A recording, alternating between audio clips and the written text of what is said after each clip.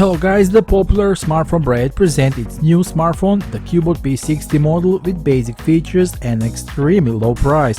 It comes with a 6.52-inch IPS screen with the HD Plus resolution. The front camera is 8 megapixel and is located in the teardrop notch, while the back is proven a very good 20 megapixel camera with a Samsung sensor. Let's also mention that the P60 has a stronger 5000 mAh battery, and the MediaTek 8-core Helio P35 is chosen as the processor. With a 6GB of RAM and 128GB of internal memory, this smartphone will satisfy the needs of most users. Of course, the smartphone runs on the latest Android 12 OS. The expected price of the new CUBOT P60 is $89.99 from today until the 23rd. Do not hesitate, because now is the chance to support yourself with new smartphone at a very good price. Choose the new CUBOT P60 now.